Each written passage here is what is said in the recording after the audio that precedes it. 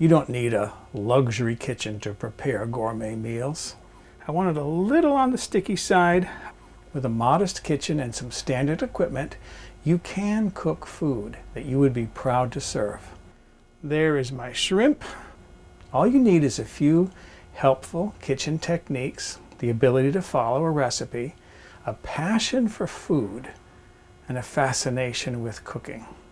Just follow along the rib cage. That is so good. My name is Dennis. I really do live in a mobile home, in a trailer park, and this is my kitchen. Every once in a while, I get a craving for the foods that I enjoyed in the past. And this week I've been thinking about the burritos that I liked in college. We would go to the college cafeteria and look to see if the Asian student that we liked was behind the counter, because when he was working back there, he made burritos that were huge. I doubt they ever made a profit on his burritos because he packed so much food in them, but for a hungry student who didn't have a lot of money, it was the perfect meal. And then later on, I didn't make them as big, but later on I started making my own burritos, and I'm going to be making today beef burritos. And I mentioned beef because you can use whatever ingredients you want in a burrito. I've had chicken burritos, turkey burritos, fish burritos, vegetarian burritos. I'm not going to use cilantro, but a lot of people put cilantro in their burritos. I'm going to use fresh chopped tomatoes, but you can use salsa. You can make these any way you want. So the thing is, make what you like, and that's what I'm going to do today.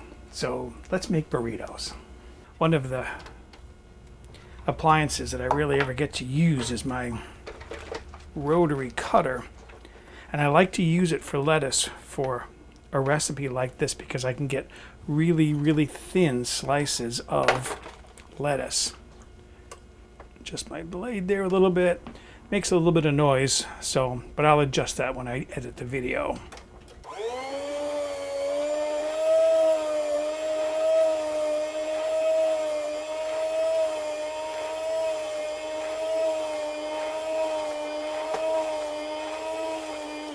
I mean, is that easy or what?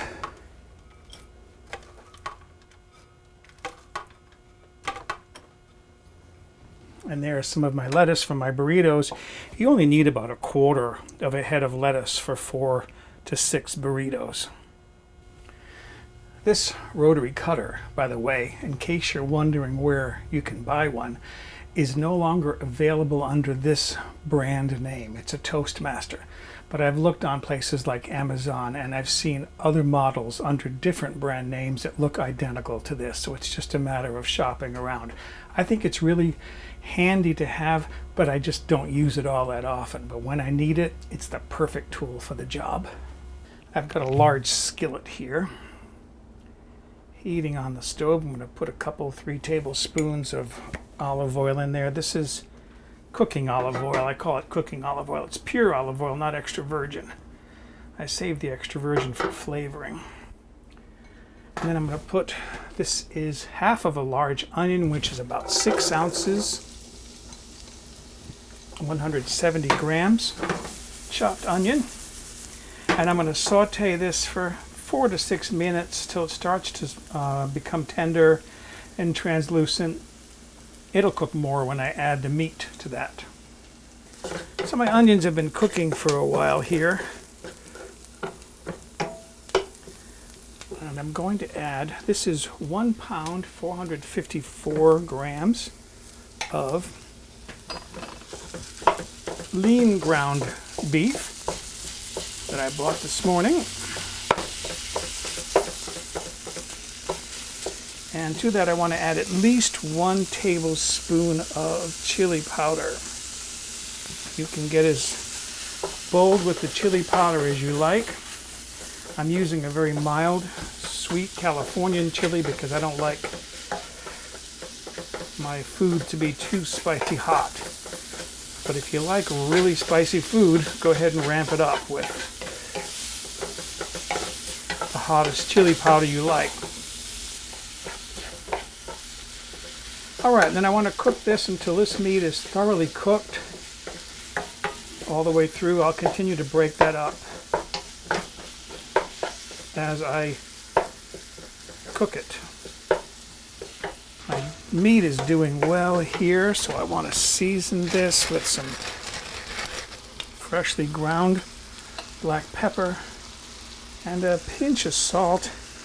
I'll probably adjust that for salt if it's needed after my meat is cooked thoroughly through and I can taste it. Seems like you can't have burritos without some refried beans. So I have here a can of refried beans. I'm going to heat up the whole can, or most of it anyways. This is, by the way, a 30 ounce or 850 gram can of refried beans. Let's just put it all in there. It'll fit. Bring up the heat under that. I'm just going to heat that up until it's thoroughly heated. I'm just about ready now to start assembling my burrito. So I have a fairly large tortilla here. This is a 10-inch. You need about 10 to 12 inches, which is 25 to 41 centimeters if you want a good sized burrito. Here is my warmed refried beans. Just going to smear that on there. Get a nice volume of beans on there. This is my cooked meat. Put some of that on there, what will amount to about a quarter pound. This is a quarter of the meat that I cooked. And then I've got some cheese here. I prefer cheddar on this actually, but I've got some Monterey Jack here that I'm going to use.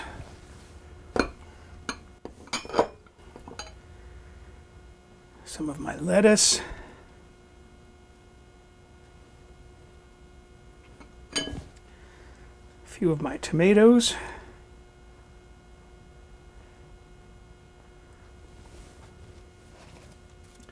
And then I have some sour cream.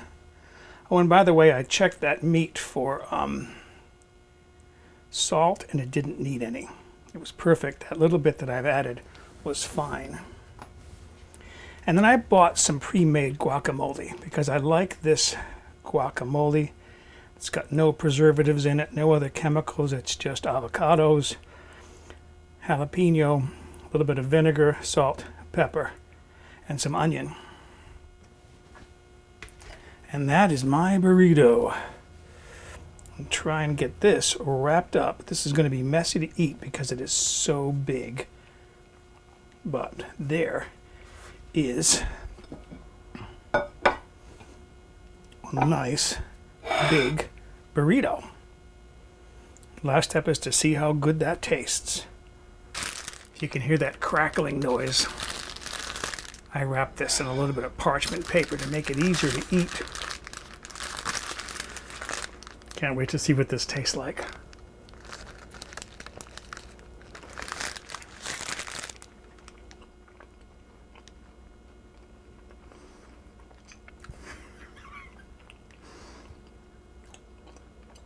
It's a little bit spicy the way I like it, not too spicy hot.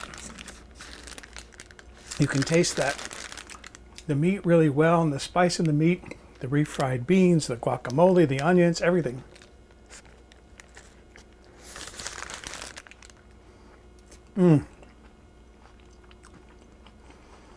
That is an excellent burrito. So excuse me, I'm going to go enjoy a late lunch. For a printable PDF copy of this recipe with step-by-step photographs, visit the White Trash Cooking website and look on the home page or in the recipe archive.